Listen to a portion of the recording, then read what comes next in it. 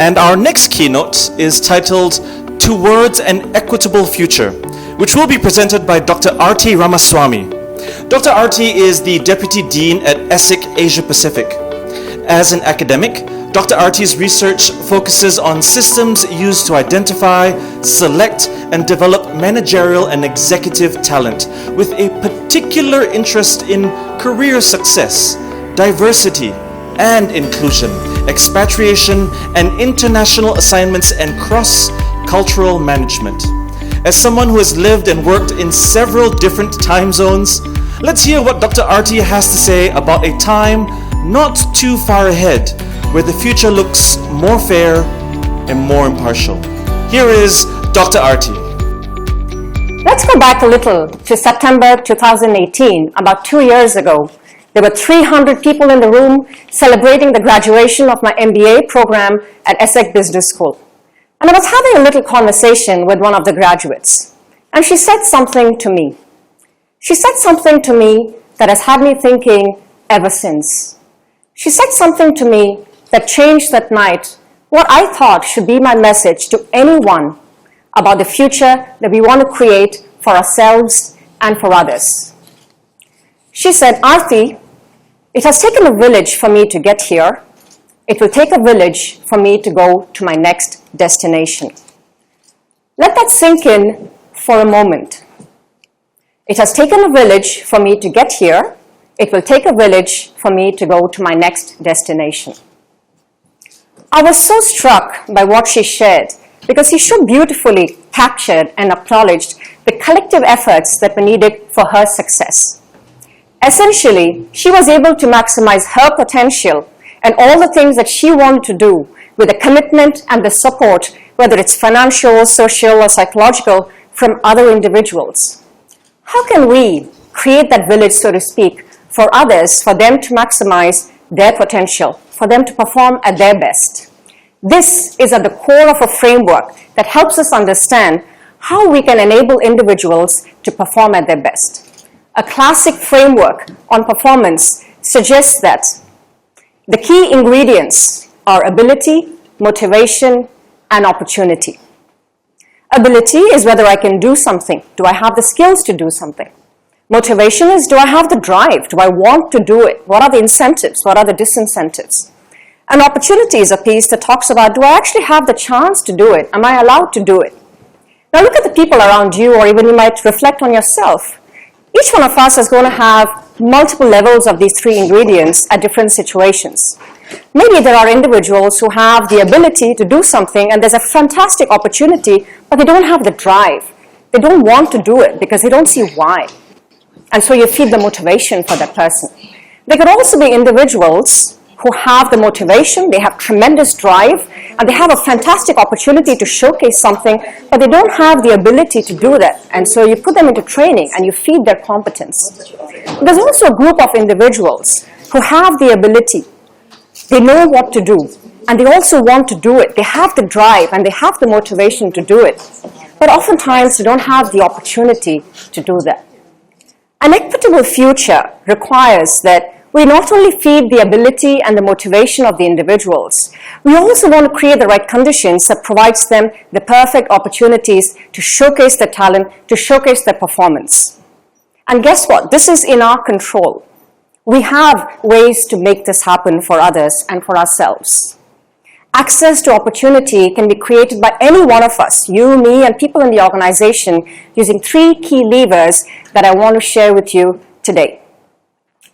Culture, competence, and connections. Let's start with culture. The people make the place. Now, this could mean two things.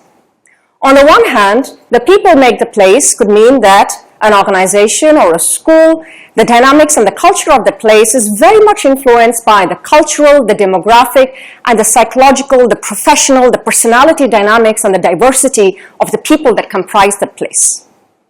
On the other hand, the people make the place can also mean that you, me, or anyone else in an organization has a fantastic opportunity and the ability to shape that place.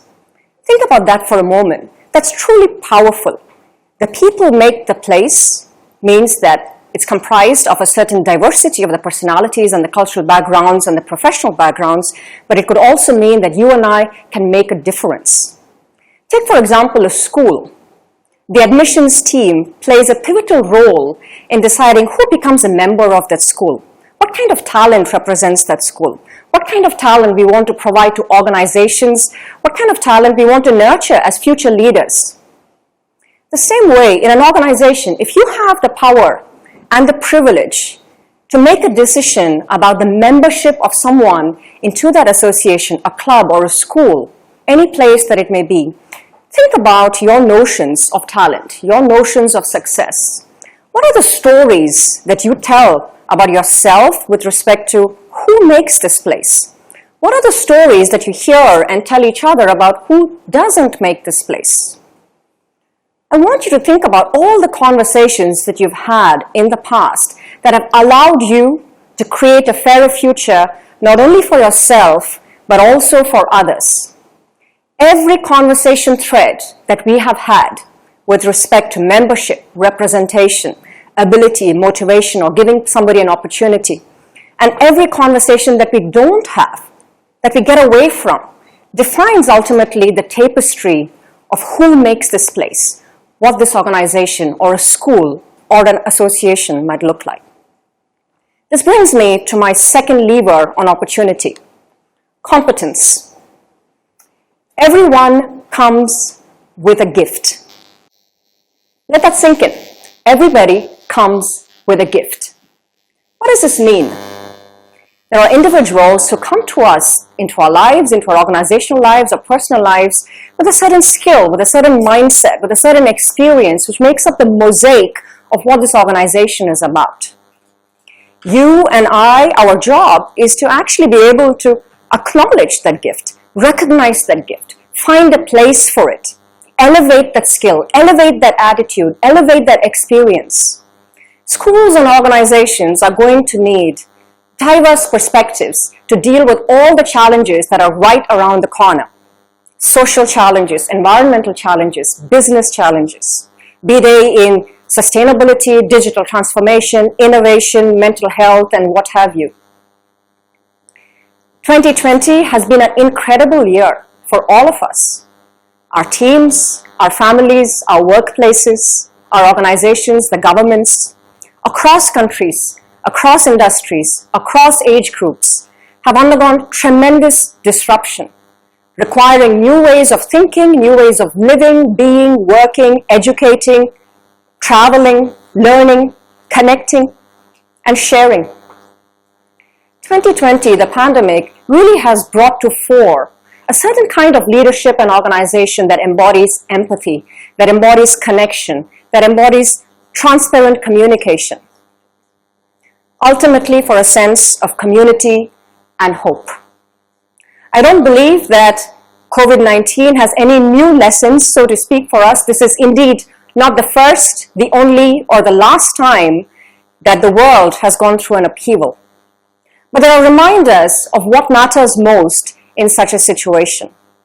We need schools and organizations to continue the debate on equity, continue the debate on resilience, continue the debate on diversity, continue the debate on contribution and impact, and the definitions of these terms, the fundamental anchors of membership into an organization, because they are essential for us to solve the social, environmental, and business challenges that are right around the corner, because everyone comes with a gift, and it's our job to identify that gift and find a place for that gift.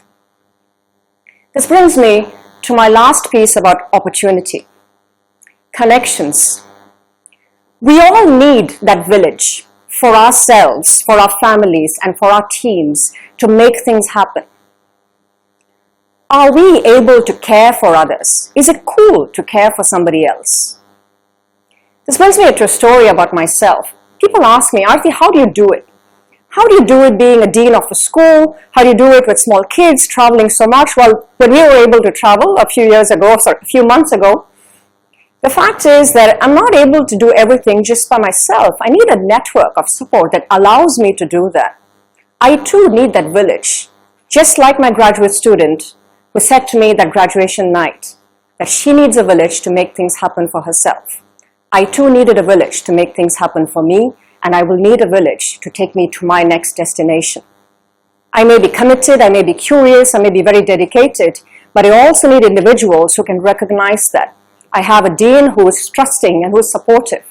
I have tremendous colleagues and mentors who I have the privilege to have been connected to over the years. I have a spouse who was able to move with me through countries, sometimes taking on positions lower than he had before with our 2 small children. I also had a mother who was able to come take care of my children when the demands of the travel from my work were increasing, when I was not able to do all that I was supposed to be doing or all that people thought I was doing. These networks of support are so crucial for our youth, are so crucial for young leaders, are so crucial for young managers, for them to understand what are the ways in which they can truly maximize their potential. And I might ask each one of us to see, could we start to truly embrace the diverse meanings of success? Could we try to challenge ourselves to think beyond the concurrent definitions, the normative definitions of what success means? All the conversations that we have and the possibilities that we create for others essentially surrounds what are the ways in which we can truly identify the gifts that people bring, the way in which we want to make the place that we are, and what are the ways in which we can create that village for others. It is this village that it becomes the anchor of love, of inspiration, of support, and of encouragement. And we all need that for ourselves, and we all need that for others. It has been my pleasure to speak to you today. I encourage all of you to continue the conversation with our wonderful speakers this afternoon, and all my best to all of you.